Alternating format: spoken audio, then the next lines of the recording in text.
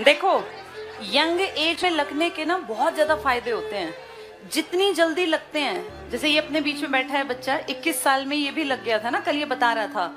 21 साल और 20 साल में जिनकी नौकरी लग जाती है ना, वो अपनी लाइफ को अपने हिसाब से जी सकते हैं, क्योंकि जिम्मेदारी नहीं होती। जैसे 30 में नौकरी मिलने के बाद क्या होता है, बीवी, बच्चे, हस्बैंड, घर वाले पैसे छीनने वाले हो जाते हैं। 20-21 साल में पैसा आपका होता है। मैं जब 20 साल में नौकरी लगी थी ना, तो मैंने आपको कई बार बताया मेरी सैलरी 5,000 रुपए थी। वो 5,500 भी जुड़ते ही चले गए। और 70,000 रुपए उस टाइम बड़ी बात थी, 70,000, क्योंकि तब 4,500 रुपए तो तोला सोना हुआ करता, जो आज 50 के हेरफेर में रहता है। तो 70,000 वो सिर्फ मेरे थे। अब जैसे कोई 30 में लगा, तो वो 70,000 महीने के कमाता है ना, तब भी इतने सारे लोग होते हैं, मेरे लिए क्या लाए हो, मुझे क्या मिलेगा। मतलब इस तरह से उस इंसान के पैसे बचते कम है अपने लिए।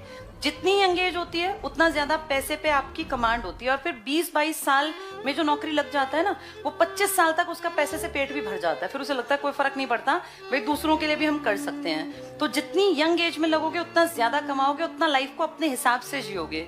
तो कोशिश करो ये 2022 में तो तुम नौकरी ले ही जाओ। क्लास में कंपटीशन का अपना एक तो ना सर्कल अच्छा बना लो। यहाँ तुम आते हो, अब अपने साथ ऐसे लोगों को रखो या उनके साथ उठो बैठो जो पढ़ाई की बातचीत करते हो, फालतू की बातचीत ना करते हो। एक ये बहुत सारी लड़कियां भी ऊपर जाके सेल्फी लेती रहती हैं, पढ़ती नहीं, पता नहीं क्या करती हैं। ये सच्चाई है, मैं कई बार जाती हूँ, ये गलत है। देखो, तुम लोग मुझसे बहुत छोटे हो, मैं तुम्हें सच्चाई बताऊं, लाइफ में कुछ भी काम नहीं आना।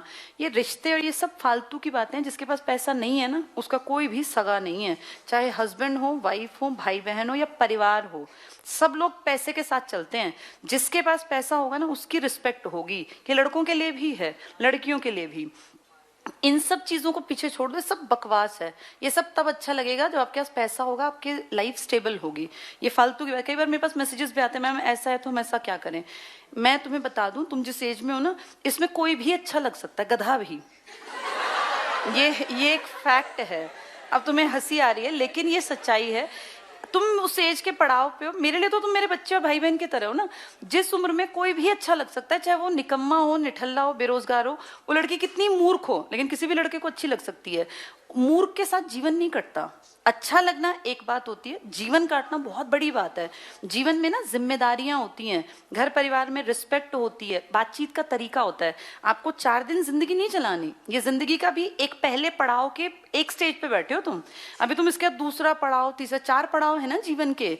अब तुम सेकंड पड़ाव की एंट्री पर वहां आ गए हो, जब फर्स्ट पड़ाव खत्म होगा पढ़ाई लिखाई नौकरी का। सेकंड, थर्ड, फोर्थ पड़ाव में तुम जिसके साथ भी जिंदगी काटना चाहते हो, उसको सिर्फ शक्लो सूरत के बेस पे नहीं देखना चाहिए किसी को। ये देखना चाहिए कि इसके व्यवहार, इसका आचार, इसका चरित्र ऐसा है कि मैं इसको अपने घर रख सकूं। ये लड़कों के लिए भी है, ये लड़कियों के लिए भी है। इन सबको पीछे छोड़ के पहली प्रायोरिटी अपने आप को अच्छा बनाओ, क्योंकि जो काबिल होगा ना, उसी को काबिल साथी मिलेगा। नाकाबिल के साथ कोई अच्छा इंसान क्यों शादी करेगा, चाहे वो लड़की है और चाहे वो लड़का है। लड़कियां अगर नहीं कमाती हैं तो कोई तुम्हारी रिस्पेक्ट क्यों करेगा। तुमसे कोई कितना ही कुछ भी कह के शादी करेगा, मरवाएगा झाड़ू पोछा ही वो। चाहे तुम कितना ही कोई अच्छा कहे, कोई कितना ही रिच हो। जिन लड़कियों की लव मैरिजेस भी है ना, और जो पैरों पे नहीं खड़ी हैं, उनको झाड़ू पोछा बर्तन कपड़े ही करने हैं। तो अपना वो भविष्य देखती हो तो तुम किसी की बात में आ जाओ, और तुम्हें लगता हो कि नहीं यार मेरा भविष्य ये नहीं है, काम बुरा वो भी नहीं है, लेकिन तुम्हें अगर माँ बाप ने पैसा लगा के काबिल बनाने के लिए पढ़ा लिखा दिया, तो कम से कम अपनी वैल्यू कर लो। इसलिए सेल्फी और ये सब चीजें छोड़ दो, पढ़ाई में ध्यान लगाओ। ये लड़कों के लिए भी है। नालायक लड़कियों से शादी करके तुम्हारा जीवन बर्बाद हो जाएगा, क्योंकि उनका कुछ नहीं जाएगा। इस बात को समझो।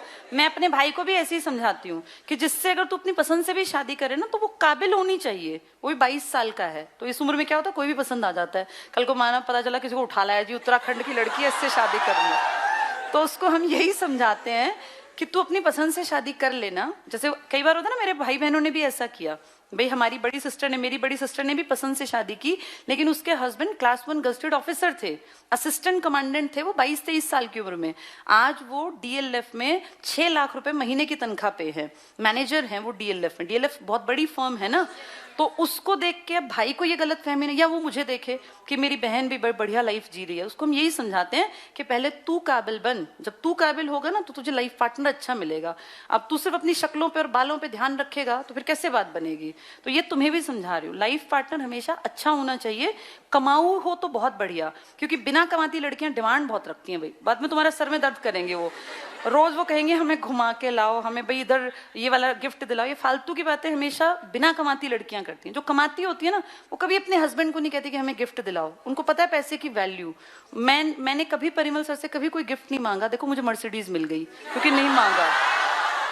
अगर मैं कहती मुझे रिंग दिलाओ, मुझे ये दिलाओ, तो शायद एक इरिटेट हो जाता ना आदमी। मैं तो खुद एक लड़की की एज में जब थी, मुझे हमेशा लगता था कि क्यों लड़कियां ऐसे डिमांड रखती हैं। अपने आप को इस काबिल बनाओ कि हमें किसी से मांगना ही ना पड़े। तो इसलिए तुम्हें भी और तुम्हें भी, दोनों को बता रही हूँ, लाइफ का मर्म ये है कि पढ़ो लिखो काबिल बनो, नहीं तो आगे जाके पछताना पड़ता है। ठीक है, चलो।